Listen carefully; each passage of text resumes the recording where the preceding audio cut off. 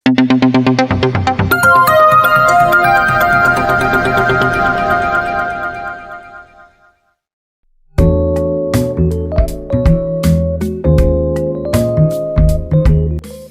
sejahtera bagi kita semua. Ya ahobu.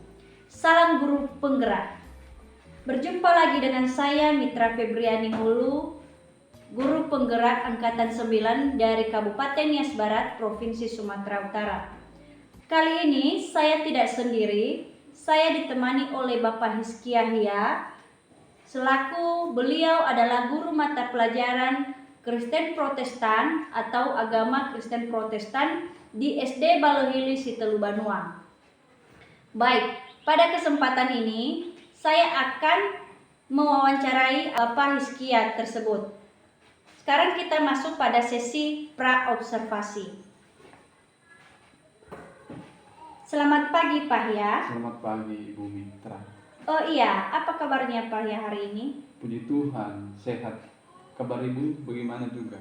Puji Tuhan Pak, sehat-sehat saja.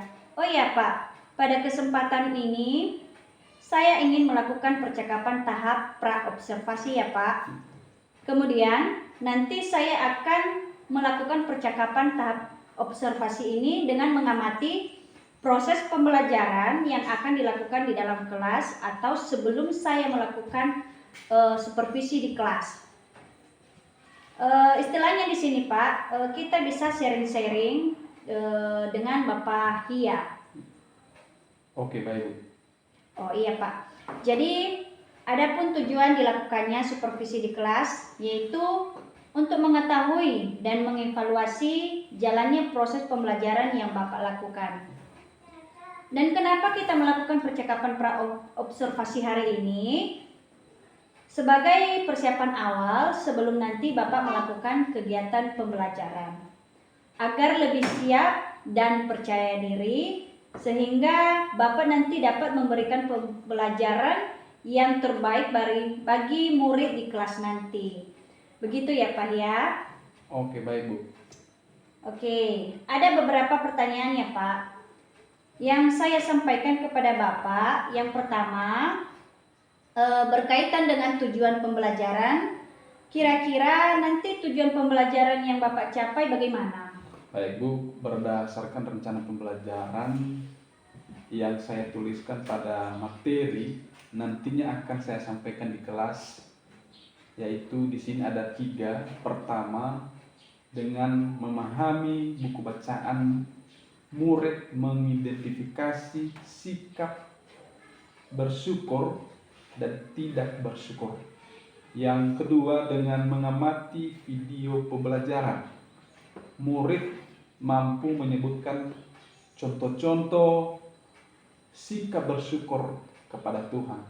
Dan ketiga, dengan mempraktekkan sikap bersyukur, murid dapat menghayati, mengungkapkan perasaan dalam pengalaman hidup. Oh, jadi bisa saya simpulkan dari yang Bapak ceritakan tadi, ada 3 tujuan pembelajaran yang Bapak akan capai nanti pada saat proses belajar di kelas. Betul Bu. Nah, bagaimana dengan area pengembangan yang ingin Bapak capai atau yang ingin Bapak diobservasi? Baik Bu. Untuk area pengembangannya mungkin saya menggunakan 2, yaitu pengetahuan dan keterampilan. Jadi pengetahuan, murid dapat menguraikan atau mengelompokkan apa saja contoh atau perilaku setiap hari dalam melakukan sikap bersyukur kepada Tuhan. Kedua, keterampilan yakni menuliskan rangkuman tentang sikap bersyukur.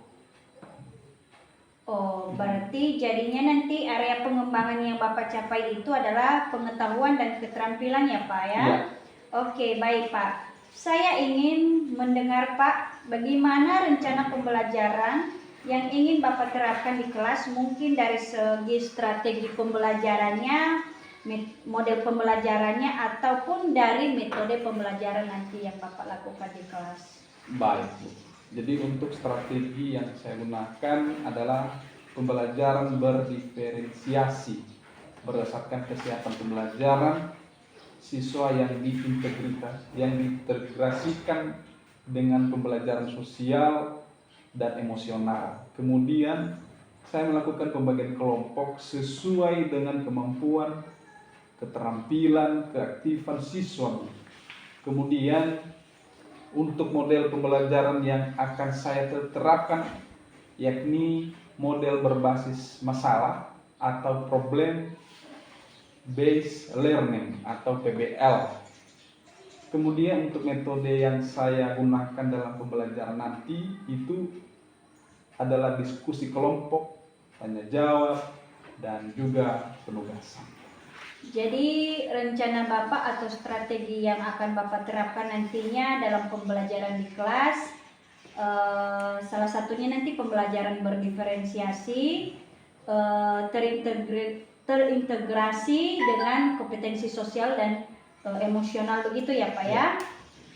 Dan juga tadi model pembelajaran yang digunakan problems based learning, dan metode pembelajarannya itu diskusi kelompok atau ada juga penugasan dan tanya jawab.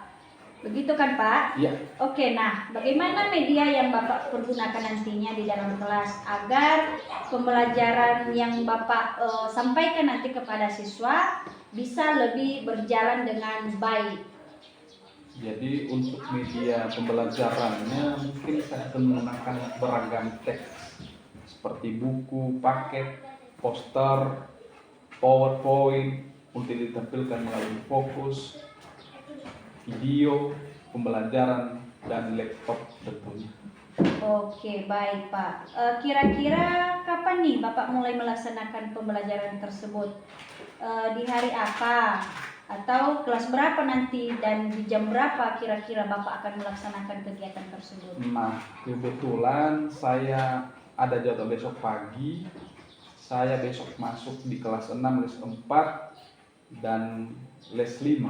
Itu sekitar jam 9.30. Oke, baik Pak. Berarti besok di kelas 6, di les 4 dan 5, saya akan datang ke kelas Bapak di mana Bapak mengajar. Dan di situ nanti saya akan melakukan supervisi dan melihat juga apa kegiatan Bapak dan mencatat juga hal-hal apa saja yang akan terjadi di dalam kelas ketika Bapak mengajar. Baik Bu. Nanti setelah Bapak melakukan kegiatan observasi atau pembelajaran di kelas, kita akan mengadakan percakapan yang terakhir ya Pak ya. Ya. Yaitu percakapan pasca observasi. Oke Pak, baik. Sebelum kita akhiri percakapan ini Pak, apa saja yang Bapak dapatkan dari percakapan kita hari ini? Baik. Jadi yang saya dapatkan dari percakapan kita hari ini Bu ya, mungkin saya mengetahui kegiatan yang akan saya lakukan besoknya di kelas. Mulai dari tujuan pembelajaran, strategi yang saya gunakan, model pembelajaran, metode pembelajaran, dan media yang saya gunakan. Saya rasa itu sudah saya dapatkan. Kemudian besok di kelas 6, les 4 dan 5, Ibu Mitra mau melakukan supervisi di kelas khususnya di kelas yang saya ajarkan besok. Begitu ya Bu? Oke, baik Pak. Jadi terima kasih sebelumnya waktu Bapak atas kesediaannya berbincang-bincang dengan saya dalam hal kegiatan pra-observasi, dan sampai bertemu di observasi atau kegiatan pembelajaran di kelas besok ya Pak ya. Baik Bu. Oke, jadi demikian saja pertemuan kita pada pagi hari ini Pak. Selamat pagi ya Ahobu. Baik Bu Mitra, selamat pagi ya Bu. Selamat pagi anak-anak. Baik, Pak. Apa kabar kalian? Baik, Pak. Sebelum kita memulai pembelajaran, sekarang sebelumnya dulu kita berdoa. Siapa yang bisa membawa kita ke dalam doa? Esther, silakan masuk ke depan.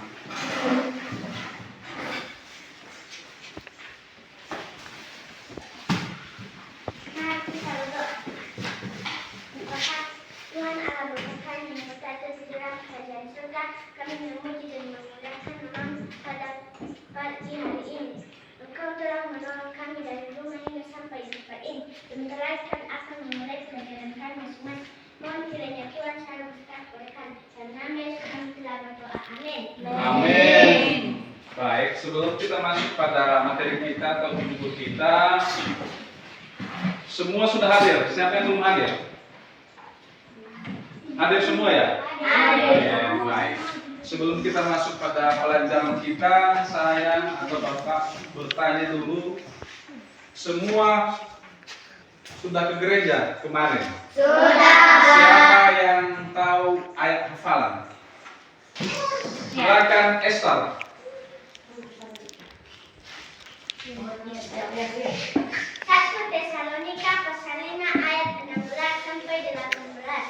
Bersukacitalah senantiasa, tetaplah berdoa, mengucap syukurlah dalam segala hal, sebab itulah yang dikehendaki Allah di dalam Kristus Yesus bagi kami. Baik, terima kasih. Sebelum kita masuk pada materi, kita masuk pada atau kita ice breaking dulu dengan judul Aram Sam-Sam. Sekarang saya ajak untuk berdiri semua dan nyanyi Aram Sam-Sam. Sudah? Tiga, iya. Aram sam-sam, guling guling guling guling, aram sam-sam, guling guling guling guling guling, aram sam-sam, arabi arabi, guling guling guling guling guling, aram sam-sam, arabi arabi, guling guling guling guling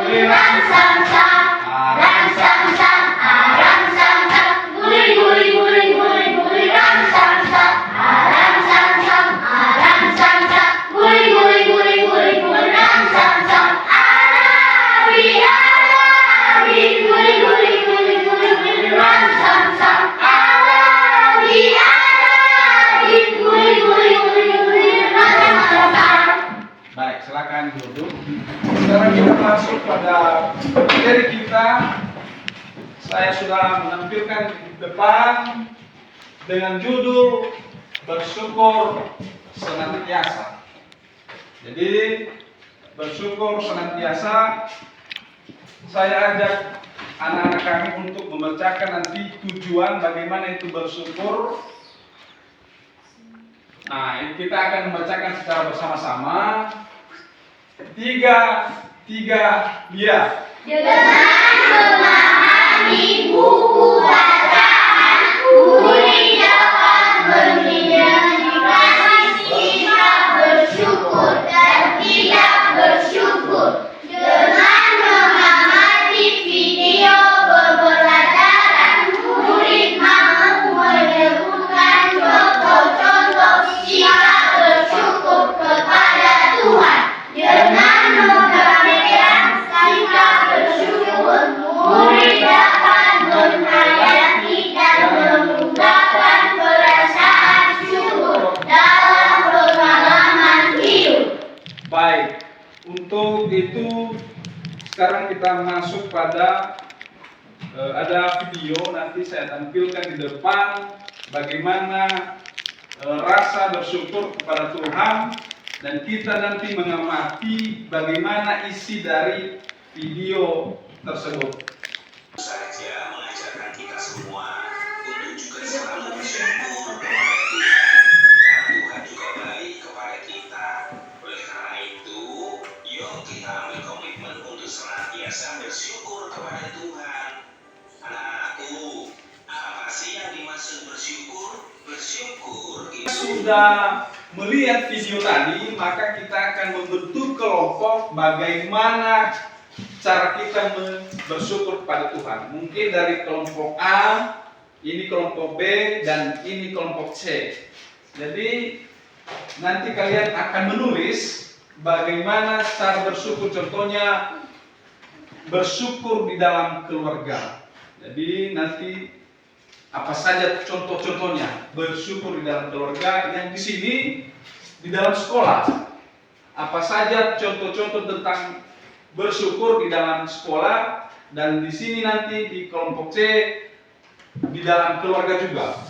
Ini keluarga, sekolah, keluarga. Jadi saya berikan kesempatan kepada anak-anak kami selama 5 menit menulis contoh-contoh tentang bagaimana bersyukur kepada Tuhan.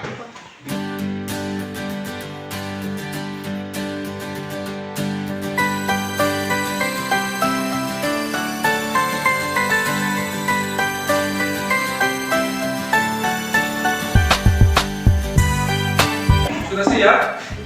Sekarang kita persilakan kepada kelompok B untuk memberikan jawaban tentang bagaimana bersyukur di dalam sekolah. Kami persilakan. Contoh-contoh bersyukur dalam sekolah. 1. Belajar lebih giat. 2. Rajin ke sekolah. 3. Sebelum dan sesudah belajar kami bernyanyi dan berdoa. Tepuk tangan. Tepuk tangan. Baik. Selamat pagi, salam sejahtera bagi kita semua. Ya Ahobu, salam dan bahagia. Berjumpa kembali pada percakapan pasca observasi, yaitu saya masih ditemani oleh Bapak Hizki Yahya selaku guru agama. Baik, pada kesempatan ini sebagai guru yang telah diobservasi pada kegiatan supervisi akademik sebelumnya. Selamat pagi Pak Hia, bagaimana kabarnya Pak Hia? Iya, selamat pagi Bu. Puji Tuhan, kabar saya sehat. Bagaimana juga dengan kabar Ibu? Baik, puji Tuhan Pak, sehat-sehat saja.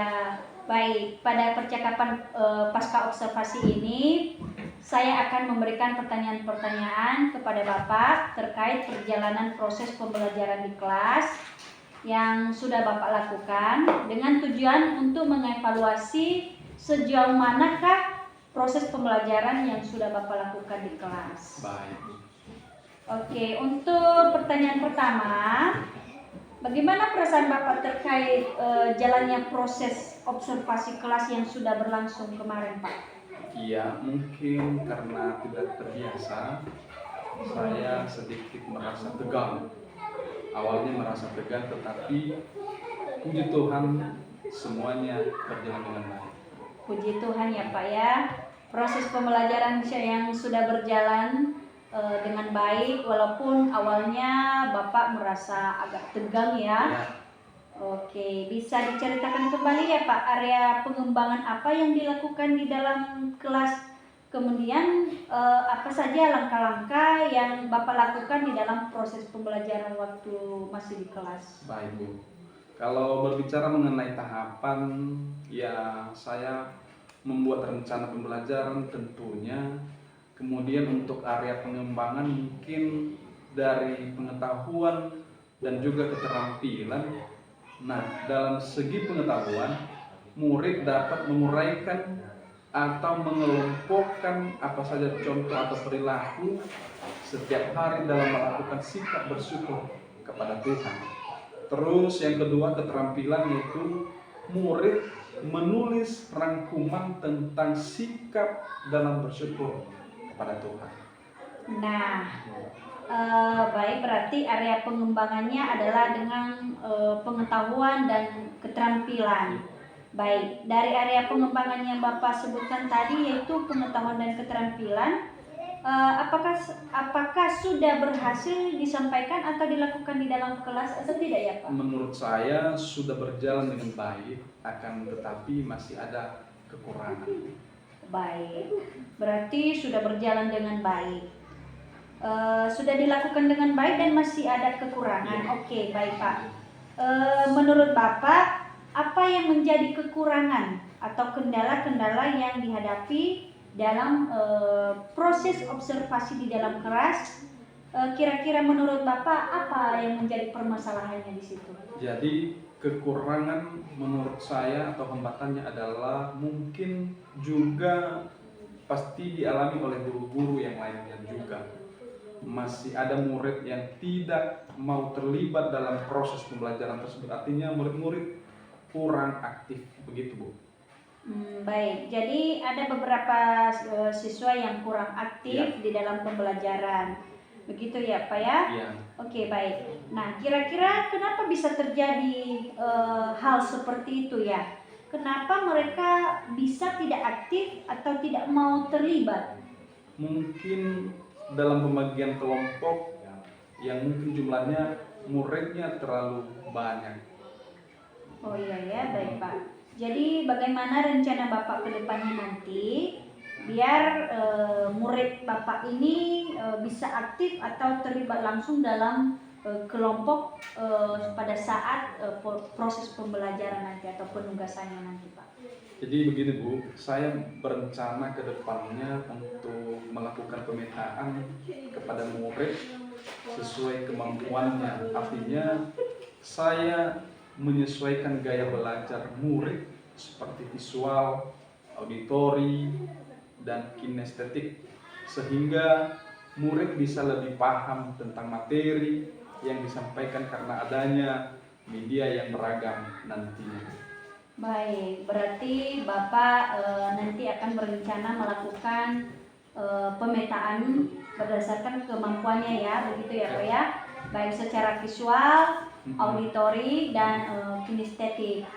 Baik, mudah-mudahan rencana Bapak ke depannya nanti dapat terrealisasi dan diterapkan dan memberikan proses pembelajaran yang lebih baik lagi dibandingkan dengan yang kemarin di kelas.